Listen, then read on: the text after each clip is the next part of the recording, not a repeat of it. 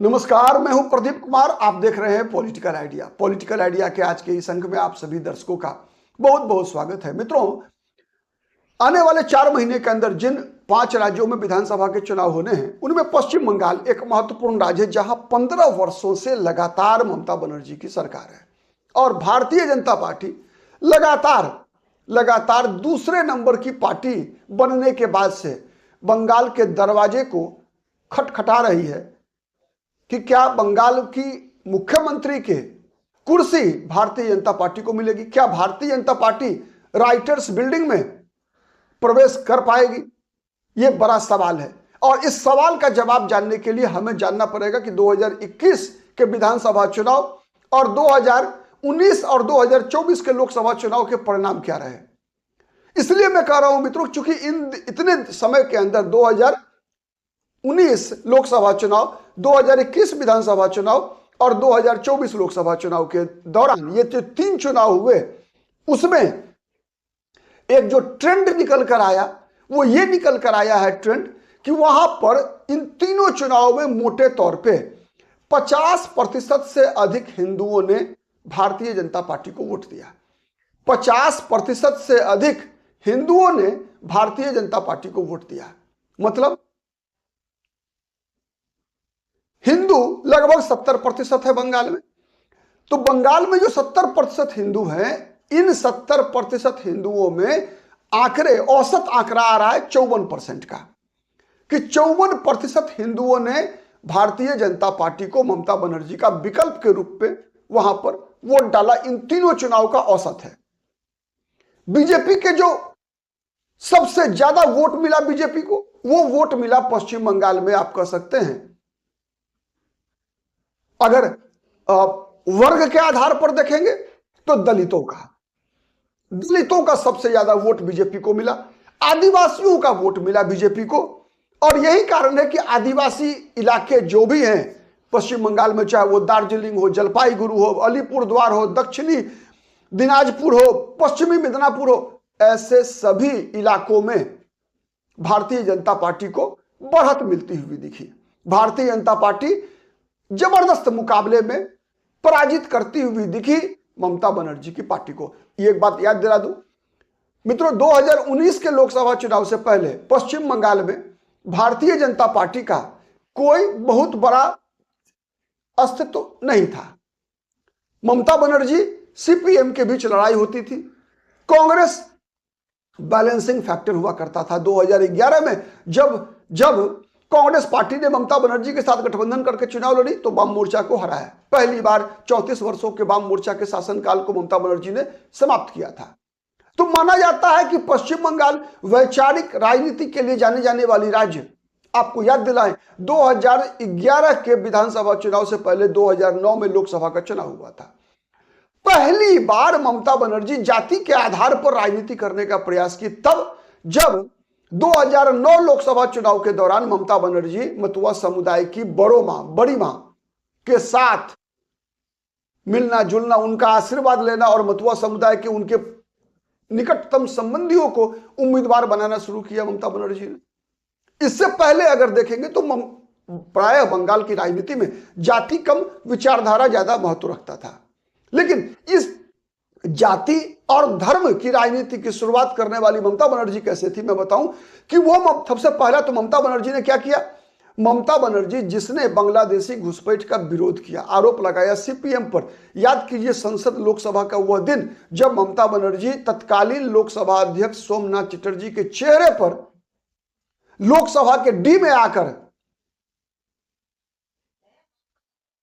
मतलब ममता बनर्जी ने वो मतदाता सूची की प्रतियां फेंकी थी सोमनाथ चटर्जी के मुंह पर और यह आरोप लगाते हुए कि बांग्लादेशी घुसपैठियों को पश्चिम बंगाल में सीपीएम की सरकार उनको शरण दे रही है, उनको बसा रही है और सीपीएम के कार्यकर्ता उनके लिए कैरियर एजेंट का काम कर रहे हैं।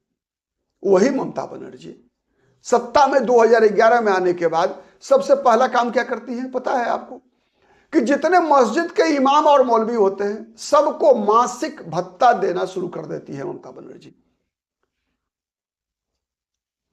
ममता बनर्जी एक तरफ मतुआ समुदाय की बड़ो मां का आशीर्वाद लेने के लिए उनके दरबार में माथा टेकती हैं, दूसरी तरफ ममता बनर्जी इमामों और मौलवियों को मासिक भत्ता देने की घोषणा कर देती है और यहीं से जाति और धर्म की राजनीति की शुरुआत हो जाती है।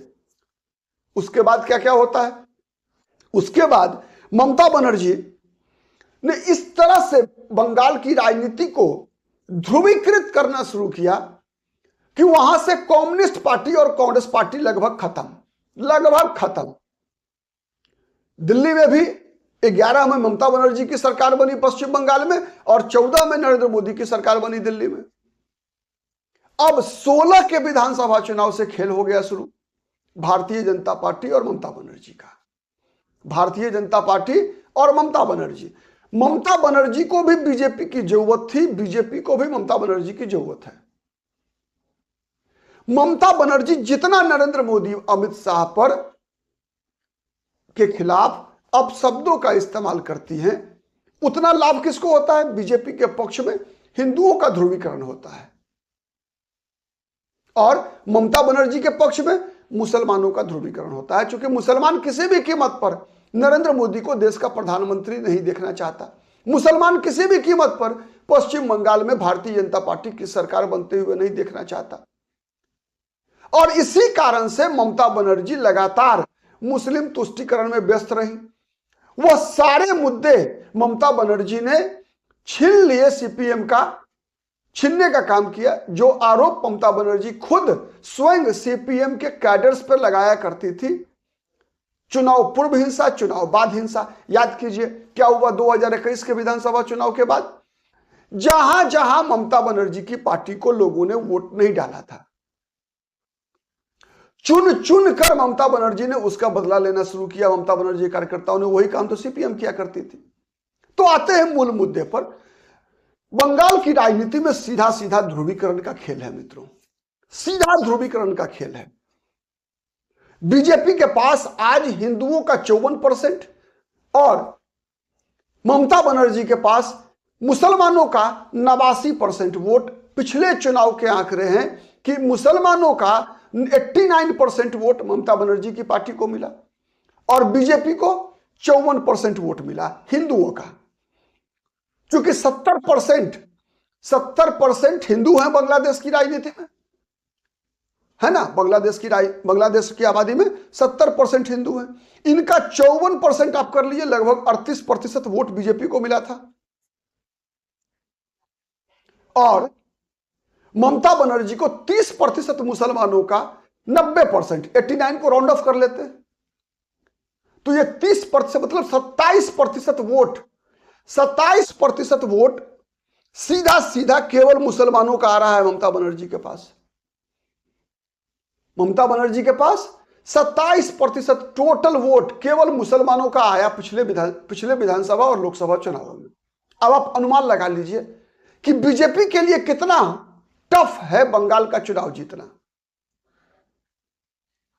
बीजेपी किसी भी कीमत पर, और अगर पिछले विधानसभा चुनाव की बात करें, लोकसभा चुनाव की बात करें, थोड़ा सा अंतर रहा 2019 और 2024 के लोकसभा चुनाव में, लेकिन विधानसभा चुनाव को ही हम आधार मान ले 2021 वाला, तो मतुआ समुदाय का बीजेपी को लगभग वोट मिला, आदिवासियों का वोट लगभग मिला बीजेपी को। 70 to 80% वोट माना जाता है कि मतुआ समुदाय का, राजवंशियों का मिला। कुर्मी जाति, वह जाति जो लगातार कुर्मी जाति बंगाल में मांग करती आ रही है कि उसे अनुसूचित जनजाति का दर्जा दिया जाए। अनुसूचित जनजाति का दर्जा की मांग कुर्मी जाति बंगाल में करती आ रही है। यह पिछड़े वर्ग की जाति है अभी, और यह जाति लगातार मांग करती आ रही है कि इसे अनुसूचित जनजाति का दर्जा दिया जाए। वहीं आदिवासी इसका खुलकर विरोध करते हैं। अब भारतीय जनता पार्टी के पास चुनौती है सामने कि इस दोनों को एक साथ कैसे भारतीय जनता पार्टी साधती है। साथ ही ब्राह्मणों का माना जाता है कि चूंकि ममता बनर्जी भी ब्राह्मण जाति से आती है, और माना यह जाता है कि पश्चिम बंगाल में आज भी ब्राह्मण जो लगभग 4 से 6% के बीच है। चूंकि इसलिए मैं कह रहा हूं चूंकि 1931 के बाद कोई जाति की जनगणना नहीं हुई है, तो माना जाता है कि 4% से लेकर 6% तक ब्राह्मण जाति के लोग पश्चिम बंगाल में हैं। और इन ब्राह्मणों पर 3 प्रकार की राजनीति हावी है। एक तो राजनीति है सबसे पहले भद्रलोक वाली राजनीति, सुप्रीमेसी कॉम्प्लेक्स का। पश्चिम बंगाल के लोग हिंदुत्व को हे दृष्टि से देखते हैं और यही कारण रहा, मैं इतिहास में नहीं जाना चाहता आज, लेकिन यही कारण रहा कि श्यामा प्रसाद मुखर्जी जैसे जनसंघ के संस्थापक के होते हुए भी पश्चिम बंगाल के ब्राह्मणों ने भारतीय जनता पार्टी को नहीं अपनाया, न जनसंघ को अपनाया था न बीजेपी को अपनाया था, बल्कि बीजेपी को सांप्रदायिक राजनीति का प्रतीक बताते रहे। तो ब्राह्मणों में ममता बनर्जी आज भी भारतीय जनता पार्टी की तुलना में आगे हैं। आप कह सकते हैं कि देश भर के अंदर शायद बंगाल ही एक ऐसा राज्य है जहां पर कि ब्राह्मणों का हिंदुनाइजेशन करने में भारतीय जनता पार्टी उतने हद तक सफल नहीं हुई है जितना अन्य राज्यों में हुई। और इसका सबसे बड़ा कारण है ममता बनर्जी का स्वयं ब्राह्मण होना। सवर्णों में दूसरी जाति है कास्ट। कहा जाता है कि देश भर के अंदर सबसे बड़ी आबादी अगर कहीं कास्तों की है और राजनीति पर असर है तो कास्तों का पश्चिम बंगाल में है। कई तरीके से पश्चिम बंगाल में आज भी ट्रेड यूनियन, आज भी साहित्य कला से जुड़ा हुआ जो संगठन है, इन सब पर कास्त समाज का वर्चस्व है। जो बंगाली भद्रलोक की बात होती है तो बंगाली भद्रलोक में सबसे बड़ी संख्या कास्त और ब्राह्मण समुदाय की है। और इन कास्ट समुदाय पर आज भी सबसे ज्यादा प्रभाव कम्युनिस्टों का है, कम्युनिस्ट पार्टी का है। और चूंकि पश्चिम बंगाल की राजनीति में ब्राह्मण और कास्ट 36 का आंकड़ा रहा सदा से, लगभग 50 वर्षों की राजनीति में अगर देखेंगे, 50 से उससे भी पहले आजादी के बाद से ही लेकर चलिए आप, तो लगभग 36 का आंकड़ा रहा। कास्ट और ब्राह्मण एक दूसरे के प्रतिद्वंदी रहे बंगाल की राजनीति में। इसीलिए जहां ब्राह्मण वहां कास्ट नहीं मिलते। और यही मुख्य कारण है जिस कारण से भारतीय जनता पार्टी ने एक कास्ट जाति के नितिन नवीन को अपना राष्ट्रीय कार्यकारी अध्यक्ष बनाया।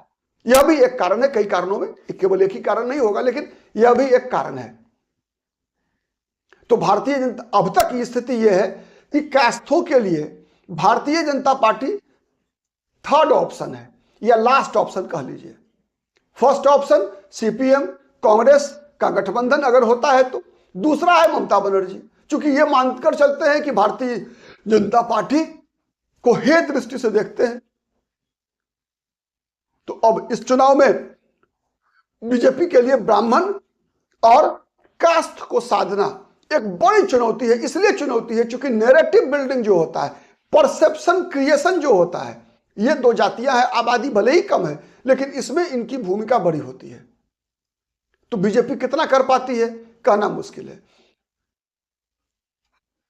तो इसलिए बीजेपी आज भी देखेंगे, ये 54% जो वोट मिला बीजेपी को हिंदुओं का मिल रहा है, ये वोट कहां से रहा है?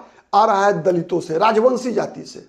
ये आ रहा है जिसे हम नामशूद्र कहते हैं ना, नमोशूद्र, नामशूद्र, ठीक है। ये जातियां बीजेपी के साथ सबसे ज्यादा वोकल है। बीजेपी को 2 क्षेत्रों में सबसे ज्यादा वोट मिल रहा है, आदिवासी इलाकों में और दलितों के इलाके में। शायद जोगेंद्र नाथ मंडल एपिसोड का प्रभाव भी रहा हो, यह भी कारण है एक। क्योंकि सबसे ज्यादा अगर बांग्लादेश से पीड़ित और प्रताड़ित होकर वापस आने वाले कौन वर्ग था? जोगेंद्र नाथ मंडल का ही समाज रहा है। जोगेंद्र नाथ मंडल जिस वर्ग से आते थे वही वर्ग रहा है जो सबसे ज्यादा बांग्लादेश से पीड़ित होकर वापस भारत में आता है। तो स्वाभाविक है CAA का मुद्दा, इन सब यही वर्ग वह वर्ग है जिसको सबसे ज्यादा प्रभावित करता है, जो भारतीय जनता पार्टी की तरफ आशा भरी नजरों से देख रहा है। भारतीय जनता पार्टी की तरफ आशा भरी नजरों से इन्हीं सब कारणों से आदिवासी समाज भी देख रहा है। ट्राइबल, कुर्मी जाति, तो मतुआ, राजवंशी, आदिवासी, कुर्मी, इन जातियों में वर्तमान समय में देखेंगे तो भारतीय जनता पार्टी को लीड मिलता है। भारतीय ममता बनर्जी की पार्टी की तुलना में ये लोग भारतीय जनता पार्टी को अधिक मत डालते हैं। भारतीय जनता पार्टी के लिए सबसे बड़ी चुनौती, भारतीय जनता पार्टी अगर हिंदू मतों में 70% का जब तक आंकड़ा पार नहीं करेगी, तब तक पश्चिम बंगाल के चुनाव में 2026 में बीजेपी की सरकार बनना असंभव है। और यह संभव तभी होगा जब भारतीय जनता पार्टी पश्चिम बंगाल में कास्ट और ब्राह्मण जातियों को साध पाएगी। इसलिए नहीं केवल कि इनका संख्या भारतीय जनता पार्टी को 70% के आंकड़े पर पहुंचाएगी, बल्कि इनकी भूमिका नैरेटिव बिल्डिंग, परसेप्शन क्रिएशन में बड़ी भूमिका निभाती है। और चूंकि इन वर्गों में बीजेपी कमजोर है, इसीलिए आप देखेंगे कोलकाता, हावड़ा, दमदम जैसे इलाकों में भारतीय जनता पार्टी वो प्रदर्शन नहीं कर पाती जो प्रदर्शन भारतीय जनता पार्टी बंगाल के दार्जिलिंग, जलपाईगुड़ी, अलीपुरद्वार, दक्षिणी दिनाजपुर, पश्चिमी मिदनापुर जैसे इलाकों में भारतीय जनता पार्टी कर पाती है।